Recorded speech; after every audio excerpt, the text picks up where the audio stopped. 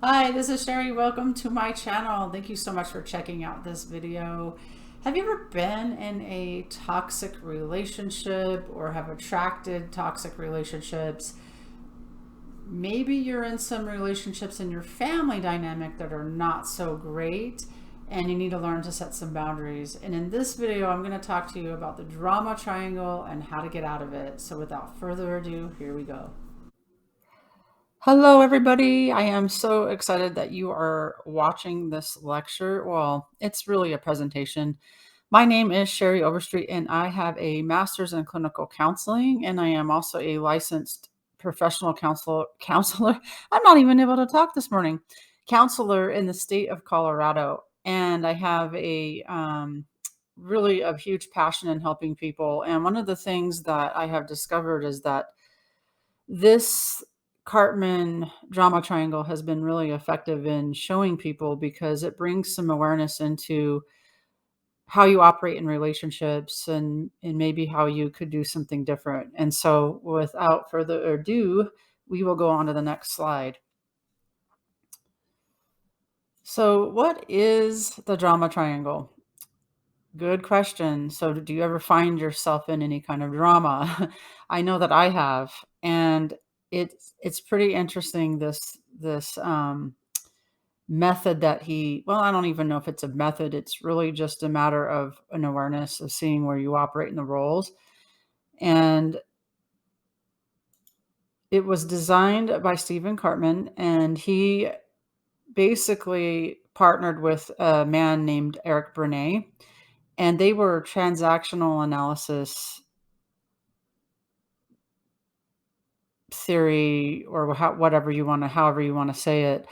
Um, i I didn't really dive much into transactional analysis, however, as a therapist. However, I really do like what Stephen Cartman pulled out of this. He created the drama triangle out of this. I mean, he created the idea of the drama triangle and how we operate in our family systems. So transactional analysis theory, by Bernet, actually he started with the parent ego, the adult ego, and the child ego, and basically says that the ego state basically says, who am I? And ego is like, man, have you ever thought about like how your head and your mind just goes through all these different thoughts and things, and creates feelings and behaviors based on all the swirling thoughts and that you have in your head. And so TA comes from that, and I'll reference transactional analysis as TA because it's so hard to say sometimes, especially if you haven't had your coffee yet, like I have not. So anyway, your parent ego, if you're finding yourself, with behavior, thoughts, and feelings that you're like, oh my God, I just did that, reminds me of my dad. And adult ego is basically the here and now. And then your child ego is basically going back to your old childhood experiences. And that's what really the drama triangle shows, is that we operate from three different roles, and those were really they really come from our childhood, like where we adopted a certain role in order to survive or cope with what we were going through. And so I'm going to talk about these three roles and how we can use them for self-gain, and how we can keep operating them until it comes into our awareness, or we start to get healing for some certain things that have happened. So the three roles are victim, persecutor, and rescuer. And the first one I want to talk about is the victim. Now, I want to be really clear here that Cartman's definition of a victim is different than an actual victim. So an actual victim, as you would know, would be a crime has been committed against them, whether it was a robbery or a sexual assault or something like that. That would be considered, yes, you are an actual victim. Something actually really happened to you. Now, and then also with the actual victim too, is that when you are a victim of something, you you have a choice to stay that in the actual victimhood, and or you can also get help for that and do something about it. So that there is a difference there as well. So Cartman's definition of a victim, though, is basically you're modeling a behavior of a person who feels or perceives themselves as a victim. So we'll dive more into that because this is a big one. So a victim stance would be somebody that believes that they're helpless, that there is nothing that you could do to help me. And it comes from like a woe is me place or a poor me place. It's not my fault. A victim stance may act helpless. They can be pretty defensive and unempathetic around others' feelings because they're so focused on themselves that it's hard to have empathy for other people. So victims don't take any responsibility. They deny their role in whatever it is, even if it's really small. They don't make any effort or claim that they have done and claim that they have done everything that they can. And I just noticed I have a typo on my presentation. So, oh well, I can't do anything about it now. So, or I could just, go into a victim stance and say, "Man, I could never catch a break." So they say things like that. They no matter what any solutions anyone offers them, they will reject them. They do make a lot of excuses. They use dramatic language or body expressions. They can be ultra sensitive to any kind of feedback, even if it's like, "Hey, why don't you take a right over here or turn left? You're not, this isn't the direction to go in." They might get totally offended by something like that.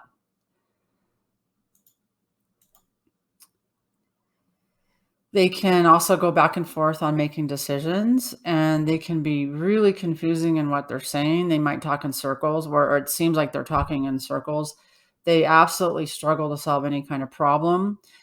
They don't find barely find any joy in life or understand their behaviors, their repetitive behaviors that they keep repeating, and they will defend themselves to no end and find others to be on their side. And victims are really good about pulling other people into their drama and getting you to side with them. And so there can be some triangulation that happens with it's kind of like if I was in a victim stance and I said, "Oh my God, can you believe what what Bob said to me? That was so horrible." And then so now I'm pulling Bob into something that he had nothing to do with. They're really good at that.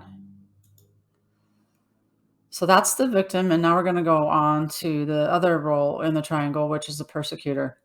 Now, the core belief for a persecutor is they are superior. They come across as meanies. I call them meanies. I would say meanies or kind of bullies, right? So they criticize and they are really, really good at enabling the behaviors of a rescuer. And we'll get to that one in a second. They often blame the victim, and they really latch on to victims. They because then, then it's like persecutor and victim, then the victim's like, "Well, see, nobody loves me." So like that they can really triangulate with a persecutor. Persecutors are know-it-alls. They are the ones that are the smartest person in the room, and they're going to make sure you know. They will shout from the rooftops how much it's your fault. They will blame you for not following what they say, and they might have "Well, I told you so," and kind of shake their head in total contempt of you. So they are really good at wanting to keep the victim down. They focus more on being right, and they really do have a fear of becoming a victim themselves. And however, in these roles, I want you to understand that in every single role, you are a victim. So even though they're fear of becoming a victim, they are actually operating as a victim, especially when they say, "Well, you didn't do what I said." and, it's all your fault. So they are pretty much a victim themselves. They are controlling and rigid, and they definitely are disrespectful and will not offer any kind of real solutions to problems. Dun, dun, dun, rescuer. This is the one that I really adopted growing up, was the rescuer. I felt like I had to save everybody. And they want to solve all your problems. So it's different than the persecutor, where the persecutor doesn't want to help you at all. The rescue wants to do all of it for you. And so they will put themselves in a caretaking role, even if it's not warranted. So if, even if somebody doesn't want it, they will basically, want to do all of that so they don't have to focus on themselves. They will be really not attentive to their own life. And they have a real big need to help others so that they can feel good about themselves. So their core belief is they need to be needed by all. They use guilt and leverage to keep their victims dependent. And so that's like, you know, like, I'll help you, I'll help you. And so then the victim is dependent on the rescuer, and the victim will never ever move out of that role. Um, I mean, they will move out of it. They'll move into persecutor and rescuer. However, they're not going to be out of the drama triangle. So rescuers are often codependent and enabling. Man, I can relate to this so much. And enabling allows the rescuer to continue to feed a selfish need to prop up their self-worth. So for me, I had a low self-esteem, growing up, and low, and I felt like I had to take care of all my siblings because of the environment I was in. And that translated over into adulthood. And I had a series of codependent relationships that are, really not healthy. So rescuers can overwork themselves to exhaustion, for sure. And I can resonate also with, acting like the martyr, like, oh, I did all this stuff for you and you haven't done anything for me. So saying things like that, after all I've done for you. For me, I think, and a lot of rescuers, or a lot of people that operate in that role of rescuer, they may be passive aggressive. Like, I help this person do all these things, and then, like, whenever I need help, there's no one there. So complain to others about how you're not grateful for all they've done for you. So totally passive aggressive. Seek out some sort of benefit from others for their efforts. And I know for me, it would be like an underlying expectation that, oh, if I help you move, then that somewhere down the road, you're going to help me at some point. And I'm not really doing it out of the kindness of my heart. Rescues are super good at giving unsolicited advice. And for me, being a therapist and a coach, when I first started, I often found myself wanting to help everybody solve their problems, and even including my friends, not even just my clients, my friends. And I started to realize, well, wait a minute, like, they're not even asking me to do that. And so now I just ask them, do you want some feedback? I don't go into solving their problem. And sometimes they'll say, no, I just really want to listen. I want you to listen and be my friend. And I'm okay with that. So really what we're talking about is just bringing this into your awareness so that you can get yourself out of these toxic cycles. And really it's about being aware that all, again, like I said before, all roles are a victim role, and you can cycle between all three roles. So you can one day be in victim and then go into persecutor. Well, you're not listening to me, and and then you become critical of the person that's maybe wanting to help you, which is probably the rescuer. And then the rescuer can turn into the persecutor. And again, all of them are victims. And the interesting thing about this game is that you can play by yourself and with one, three, five, as many people as you want. One of the things I realized one day was when I realized that I was doing this with myself, and how that worked was something happened with a client when I had my in-person office. And I don't remember exactly what it was, but I remember being really angry. Um, Really angry, and I was angry towards the client, and then I was angry towards myself. And so I was persecuting the client, not in person, but like to myself, I was persecuting them like, "Oh, I can't believe they did this, and that is so messed up." And then I started beating myself up for persecuting the client, and then I'm beating myself up, so I'm persecuting myself. And then, I get in my car and I'm driving home and I'm like, "Man, I really just need to grab a drink." So what I'm also doing is avoiding myself by rescuing myself out of my uncomfortableness. And these roles are really, again, they're adopted from childhood as a way to cope with whatever environment that you have been in. And it can be excessive and destructive behavior, in these roles. And so, what I want to do is give you, here in a second, I'll give you an example of what this looks like. And I want to just be really transparent about family system. Is like, I guess, example I could give you is when I was younger, I grew up in a pretty toxic environment. In order for me to survive that environment and in order to cope with it, I became a rescuer because I needed something to live for, something outside of what was happening to me to live for.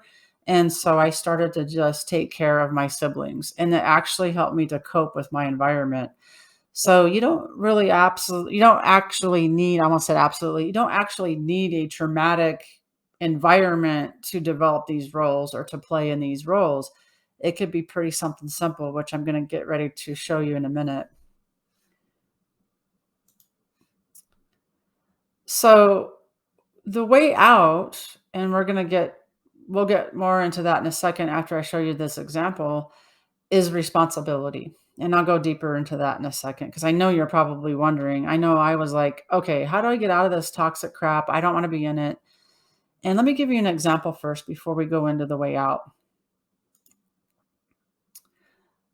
So this is a really good example about like, mom's not like beating this girl or anything. This is just a kind of recognize this cycle. Okay.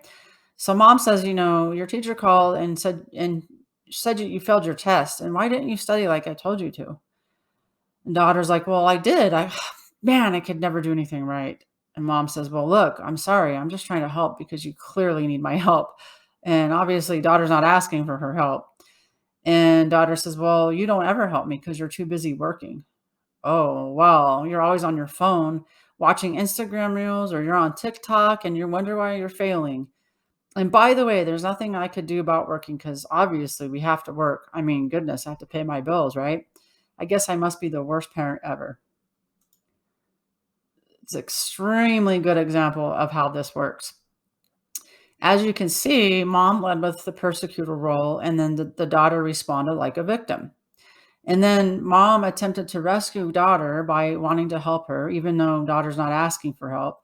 And what she's also doing is emphasizing dependence on her. She wants the daughter to depend on her. So then the daughter shifts to persecutor by blaming her mom. "Well, it's your fault because you're never here. You're always at work."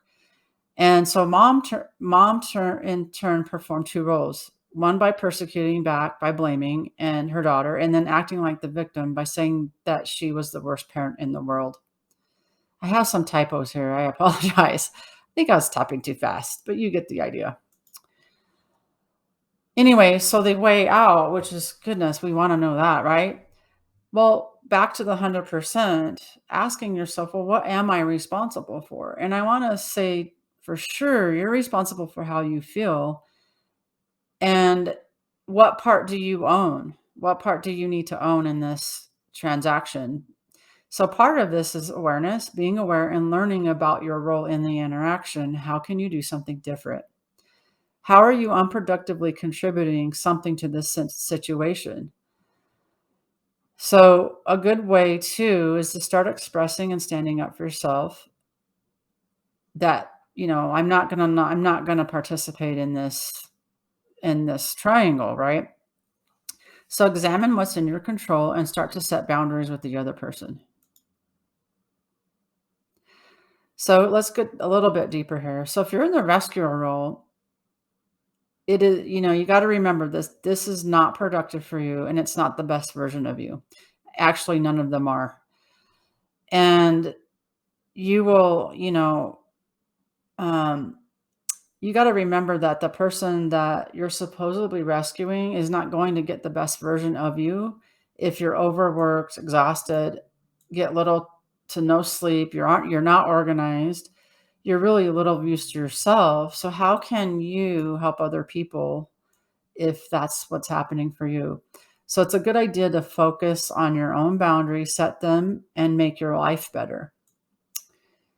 So the persecutor is let me go back to rescue for a minute. So another way for you to examine rescue instead of so for me, it was like, okay, well, how do I help people without rescuing them? I had a hard time understanding the difference. So what you can do is instead of buying into the victim game, right? You could just be curious as to why they are acting that way or behaving that way and ask questions. You could show empathy and encourage them, to keep moving forward and you can have your own grace and patience and allow them to have their own path and get on their own 2 feet. And remember, it's not your life and you don't have any jurisdiction over making their decisions or helping, helping make their choices for them when they're adults. Now, if you find yourself in the if you find yourself in the persecutor role or playing that, instead of criticizing somebody, maybe challenge them and encourage them instead of discourage them. And then, we got the victim role again. Again, it's just they're all victim and it's really about taking responsibility, believing in your own abilities, and shifting your mindset from problems to outcomes. Victims really only focus on problem and obstacle, not solutions. So I hope you really got something out of that. I worked really hard on it, and I know that there's so much more to it as well. There's that we could go into a 2-day lecture on just this topic. It's a pretty amazing thing, and I wanted to make sure that you had the reference to the Game of Life book by Stephen Karpman. It's amazing, and again, it goes really in depth. If you want to learn more about it, you could grab that. You could just click that link and grab on it. And I would really love it if you would subscribe to my channel and just I'm going to be posting a lot of psychoeducational videos and just helping people just get educated on some of these things that I find that I talk about a lot in my sessions with clients, whether I'm coaching or doing therapy. And so I would really appreciate the like and subscribe so that I can keep my channel going. And, you know, also I have a book, Lunch Pail and Hair Knots, if you want to check that out. And then my website as well, if you want to check out the blogs. And I'm continually adding more content there. And so just remember that we're always learning. I know I'm always learning and with the work I do with other people, constantly learning something. I learn something new all the time. And just remember if you are a student, you're going to learn a lot. Just keep learning no matter where you are at. So keep doing you, keep going and you will get it. And I will hopefully see you on the next class. Thank you and have a great day.